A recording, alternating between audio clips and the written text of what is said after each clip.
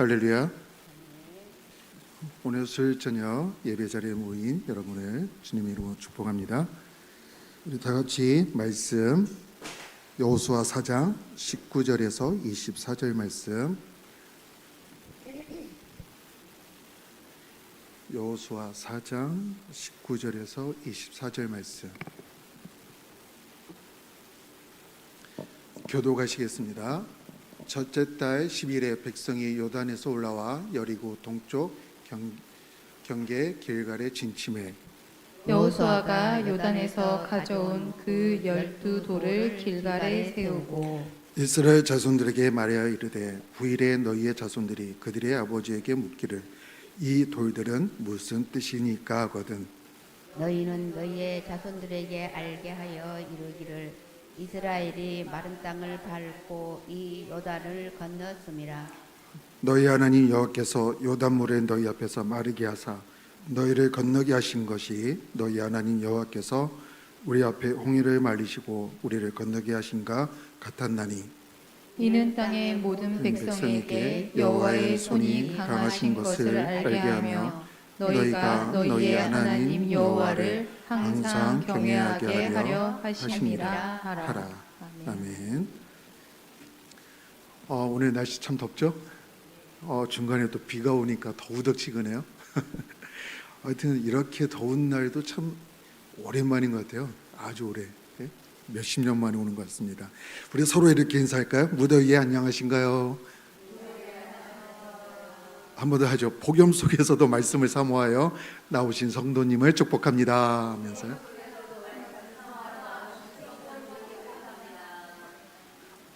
우리 뒤에 어르신도 혼자 계셔서 너무 쓸쓸하지 않으신가요? 앞으로 나오셨으면 더 좋겠습니다.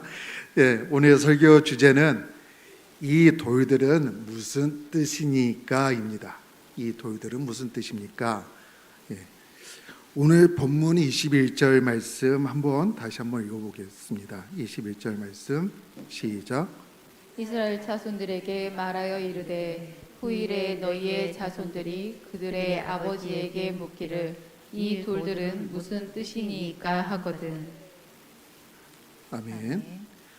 자, 여기서 이제 등장하는 12돌들이 보면은 하나님이 여호수아에게 명령하여서 요단강에서 가져온 것이야.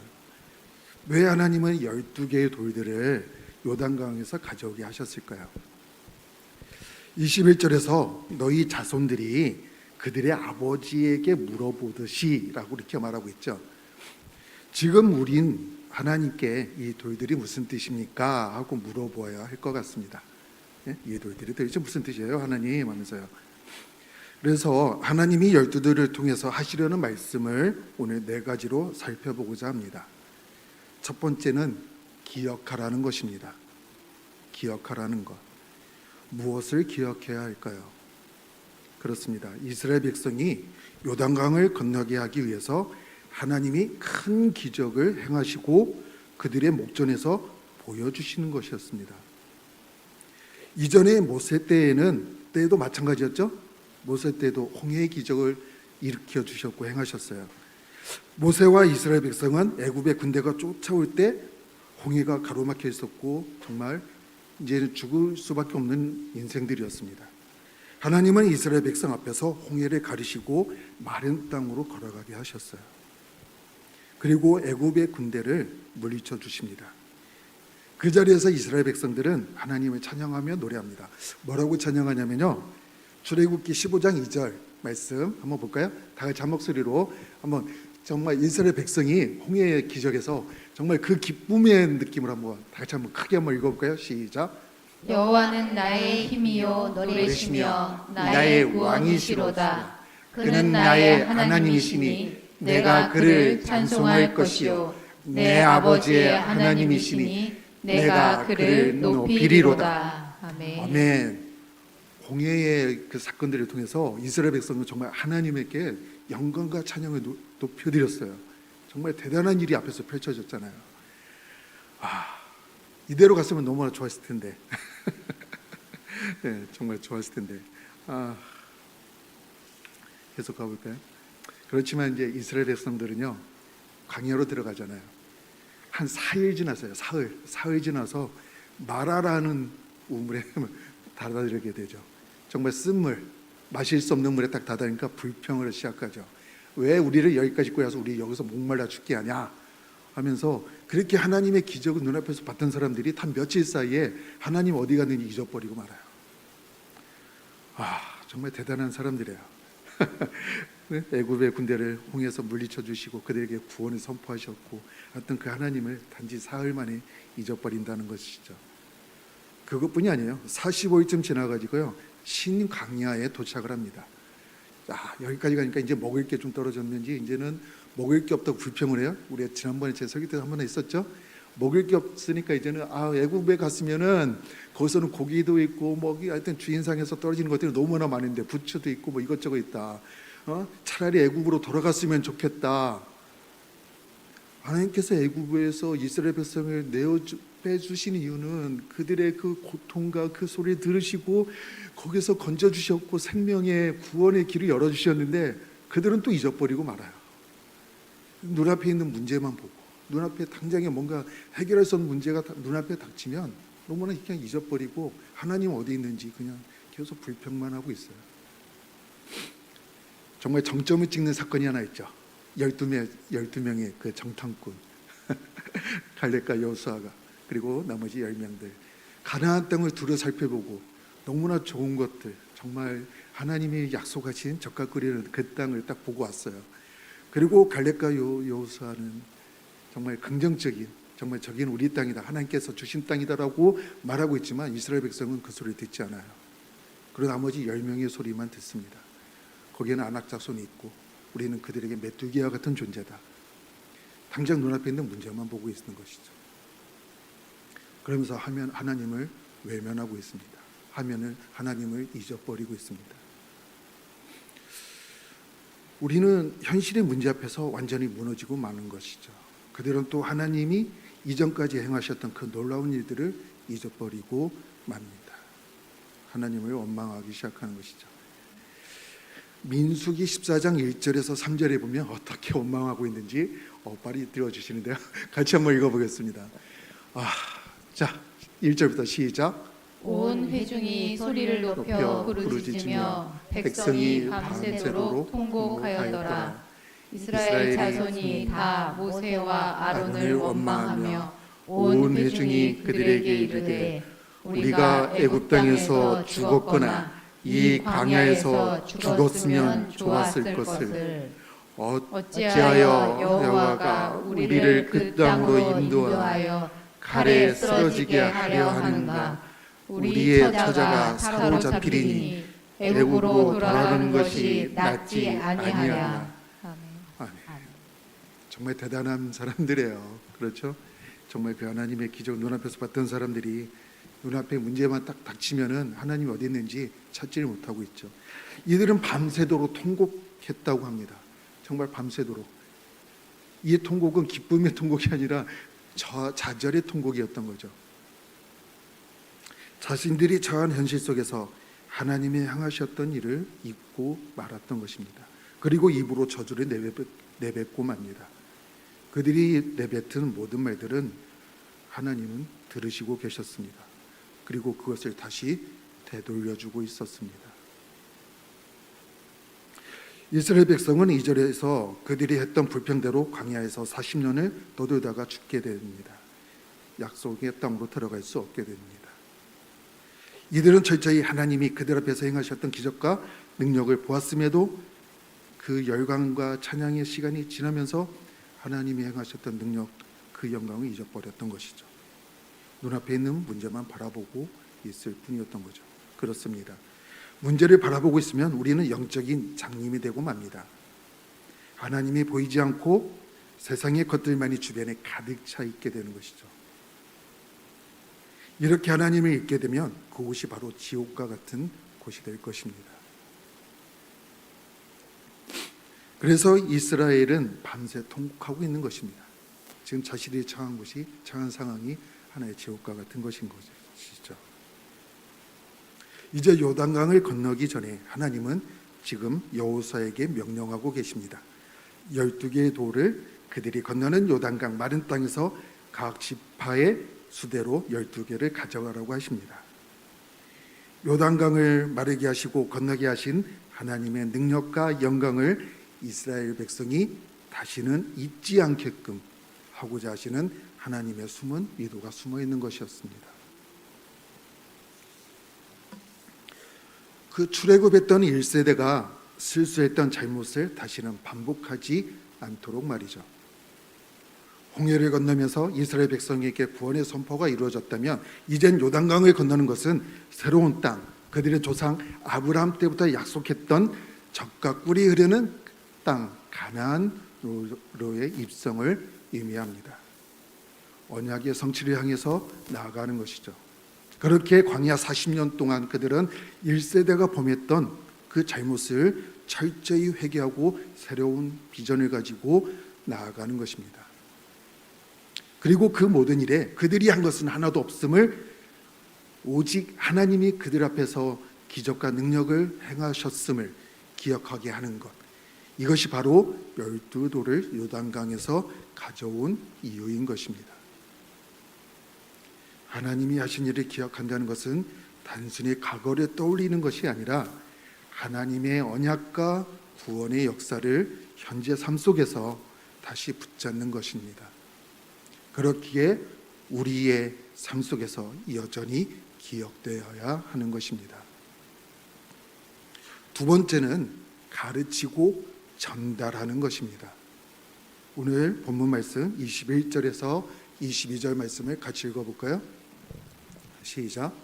이스라엘 자손들에게 말하여 이르되 후일에 너희의 자손들이 그들의 아버지에게 묻기를 이 돌들은 무슨 뜻이니까 하거든 너희는 너희의 자손들에게 알게 하여 이르기를 이스라엘이 마른 땅을 밟고 이 요단을 건넜음이라. 아멘. 여호수아를 통해 길갈에 12개의 돌을 세운 이유는 하나님이 하신 일을 다음 세대가 알게 하도록 가르치고 전달하도록 하기 위한 것입니다. 우리의 기억력은 때론 형편없을 것 같아요. 저는 오늘 또 한번 사고 쳤습니다. 사실 고백해야 될 것 같기도 한데 정말 기억이 이 몸이 따라가지 못하네요. 오늘 제가 여성국어사님 모시러 가서 해야 되는데 제가 평소에 습관대로 시간이 착각해가지고 그쪽까지 가지 못했어요. 그래서 중간에 여성국어사님한테 죄송하다고 전화드리고 우리 백고승 가사님만 모시고 왔는데 정말 우리의 기억력은 정말 너무 형편없는 것 같아요. 정말 저도 형편없는 사람이고요. 그래서 우리는 지난 일들을 너무 쉽게 잊어버리기도 합니다. 저도 마찬가지고요. 오늘도 한번 이렇게 일을 저지르고 있는 사람입니다. 그래서 어린 시절부터 지금까지의 기억을 떠올려 보면 특정한 일들 외에는 그다지 기억되는 일이 별로 없는 것 같습니다. 우리가 다 마찬가지인 것 같아요. 많은 일들이 있었지만 그 많은 일들을 다 기억하지 못하고 다 흘려버리는 것 같습니다.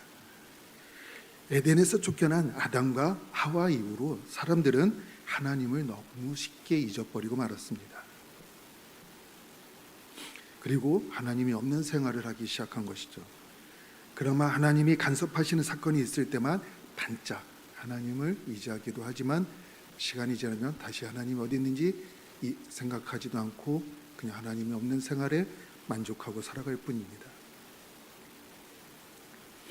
홍해 사건 이후에 광야에서 계속해서 하나님이 하신 일들을 기억하지 못하고 불평과 원망을 하던 이스라엘은 하나님은 끝까지 참으시고 그들의 2세대를 통해서 가나안 땅으로 인도하시기로 결심하셨죠. 요단강 앞에서 하나님은 그들이 다시는 하나님이 행하시는 놀라운 일들을 잊지 않도록, 그리고 가나안 땅에 들어간 이후에 그 자손들이 너에게도 가르칠 수 있게 하기 위해서 교재를 하나 준비해 주셨어요. 그 교재가 무엇이냐면 바로 뭘까요? 예? 십계명이요? 오늘은 제목이 뭐였죠? 이 돌들이 무엇입니까? 바로 12개의 돌이었습니다. 12개의 돌.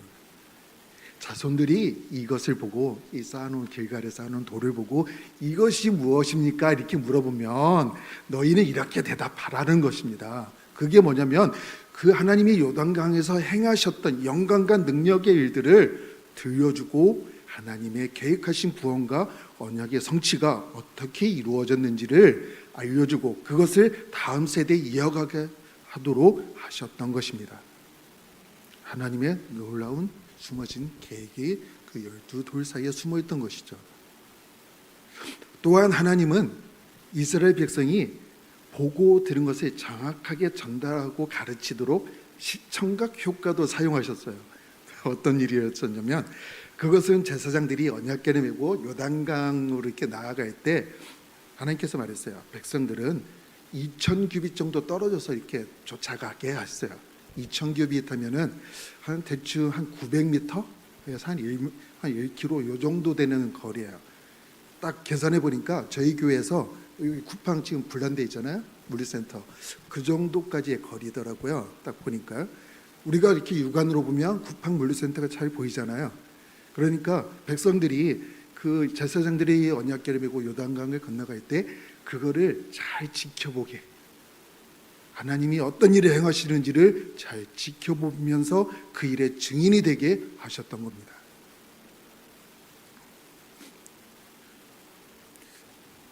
백성들은 제사장들이 앞서서 가는 그 과정을 목격하고 있었고 마침내 제사장들이 언약궤를 메고 요단강에 들어갔을 때 하나님 어떻게 해요? 요단강의 물을 어떻게 하셨어요?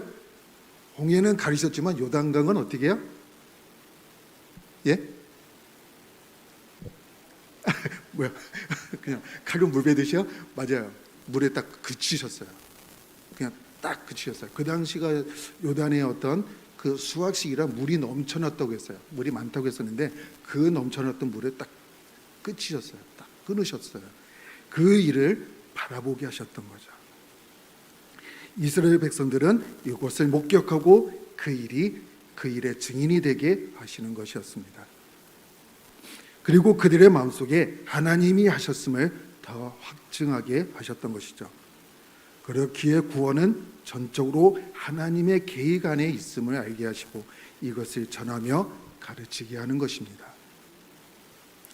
오늘에 살아가는 저와 우리 성도님들도 마찬가지입니다.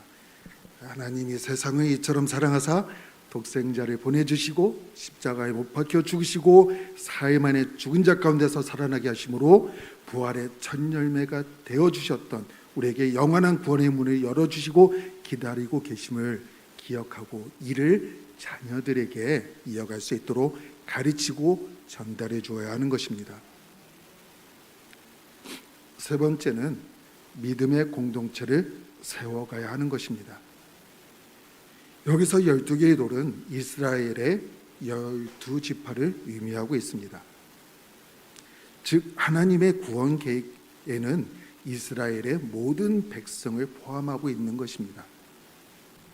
하나님은 12개의 돌을 길갈에 세우심으로 이스라엘이 하나의 공동체로 세워지도록 하셨습니다. 그리고 그 공동체는 오직 여호와 한 분만을 섬기며 예배하기를 원하셨습니다. 그렇습니다. 하나님의 구원은 공동체 전체를 위한 것입니다. 이 공동체는 하나님의 언약을 바탕으로 모여진 공동체이기도 합니다. 하나님이 이스라엘이라는 공동체를 선택하셔서 언약을 이루어 가시듯 우리도 하나님이 선택하셨고 구원을 허락하셨습니다. 그렇게 우리는 교회의 머리이신 예수님을 중심으로 세워지는 12돌이 되어서 믿음의 공동체를 이루어 가야 할 것입니다. 이제 네 번째로야. 제가 네 가지를 본다고 했죠? 그럼 벌써 마지막인가요? 오늘 너무 빨리 끝나면 안 되는데요. 자, 네 번째. 예수님의 관점으로 보아야 합니다. 우리 성경 말씀 24절에 한번 같이 읽어볼까요? 24절 박지선님, 네, 제가 그냥 읽어드리겠습니다.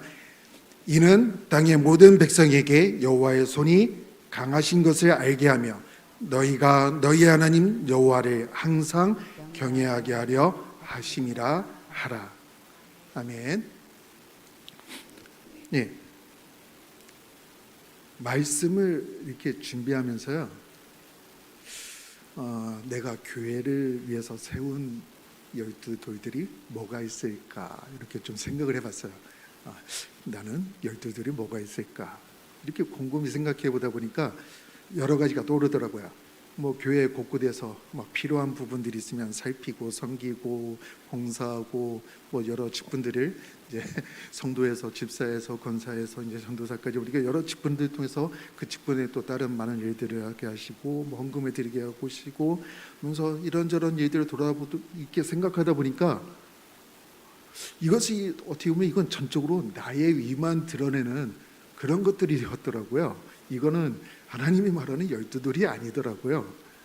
그래서 저의 이런 모습을 좀 중간에 회개하면서 다시 또 묵상을 해봤어요. 어떤 일들이 있었을까? 어떤 12돌이 있을까? 이렇게 생각해 보니까 제가 매 시간 이렇게 간증했던 부분들이 떠오르더라고요.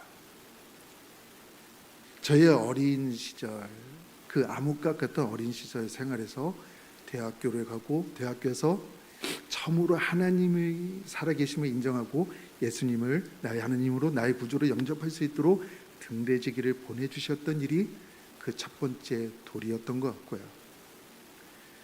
그리고 대전에서 그 이후로 이제 정말 내 집처럼 내 가족처럼 생각했던 교회가 그 안에 어떤 분란의 문제로 찢어지고 나뉘어지는 공동체가 흩어지는 모습을 보면서 너무나 마음이 아팠고 그 마음의 시련으로 교회를 떠났다가 천식을 얻게 되고 그리고 다시 말씀과 찬양으로 인해서 하나님을 다시 회복하고 그 천식이라는 것을 정말 깔끔하게 내 몸에서 쫓아낼 수 있게 하신 것이 바로 두 번째 돌이었던 것 같고요.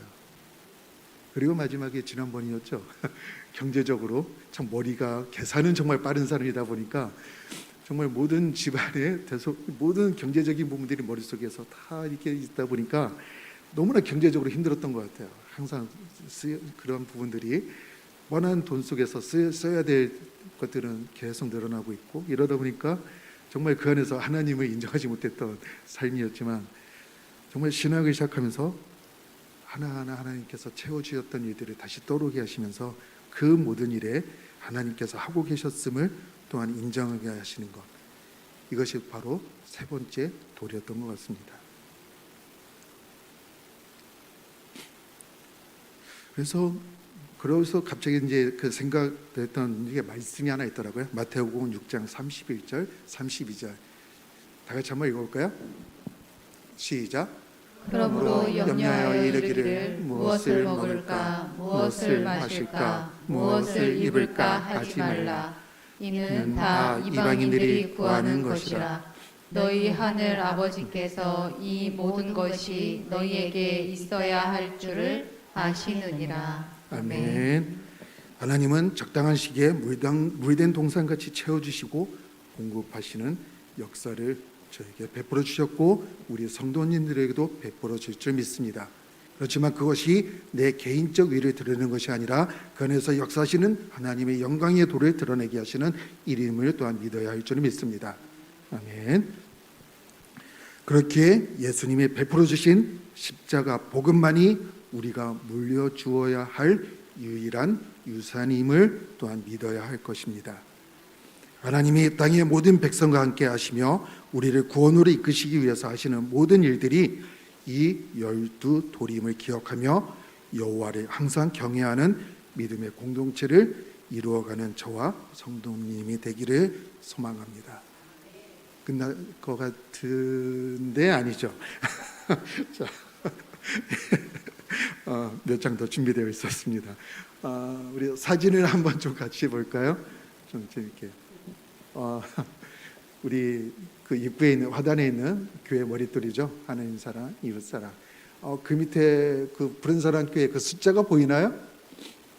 교회 설립 연도가 나오는데 몇 년도죠? 보여요? 와, 대단합니다. 네, 1988년 2월 14일. 예, 우리 목사님한테 물은 게 제일 빨랐을 텐데. 자, 우리 목사 산증인이시죠? 예, 1988년 하면 참 뜻깊은 해라고 지난번에도 제가 말씀드렸죠. 제가 대학에 가서 하나님을 영접했던 해가 바로 1988년이었고요. 그래서 1988년 2월 14일 예수님이 십자가에서 흘리신 그 피의 값으로 부른사랑교회가 세워졌습니다.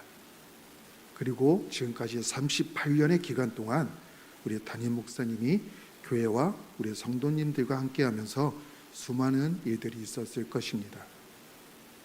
그 일들은 어려운 시험이나 고난도 있었을 것이고요. 기쁨과 감사가 넘쳐나는 일도 있었을 것입니다. 그리고 그 모든 일들이 지나고 지금까지 지내오게 하신 것은 바로 예수님이 함께 하셨기에 가능했던 것입니다.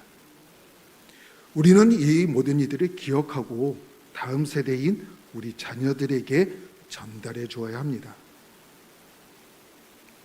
우리의 자녀들이 하나님을 잊고 사는, 잊어버리고 사는 세대가 되지 않도록 말입니다. 하나님이 우리 안에서 역사하셨던 일들을, 예수님이 내 인생의 구원자임을 고백했던 순간들을 드러내고 영광과 찬양을 돌려드리며 하나님을 향한 믿음의 일들이 끊어지지 않고 계속 이어갈 수 있도록 해야 합니다. 두 번째 사진 하나 더 있습니다. 어디죠? 강대상이죠. 오늘의 주제처럼 이제 돌인데요. 자, 저 돌이 몇 개가 있는 거죠? 몇 개요? 예, 보이는 건 8개고 숨어있는 돌이 4개가 더 있죠. 그래서 목사님 왜 12개의 돌을 놓은 걸까요? 이 돌들의 뜻은 무엇이니까 하고 오늘의 주제처럼 목사님에게 한번 물어보고 싶은 약간 그래서 이 12돌이 목사님께서 이렇게 계획하신 뜻이 분명히 있을 것 같습니다. 그래서 예 다음 시간에 to be continue. 오늘은 제가 이 12돌을 통해서 그냥 2가지를 적용해 보려고 합니다. 네, 2가지를 적용해 보고 싶어 합니다. 이 열품으시는 하나님의 사랑을 나타내는 것 같습니다. 마태복음 28장 7, 8절에서 20절 말씀 시작.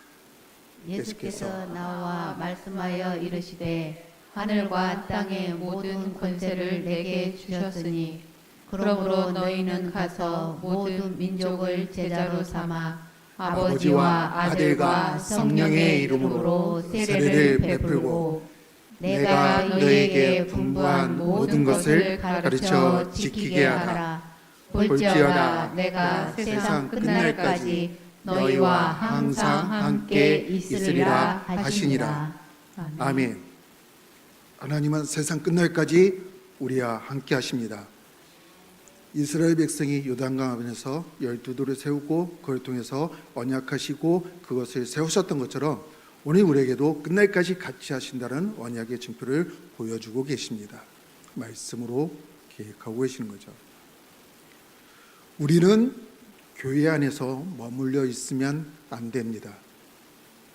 교회는 세상을 향해 나가야 하고 변화시키는 역할을 담당해야 합니다.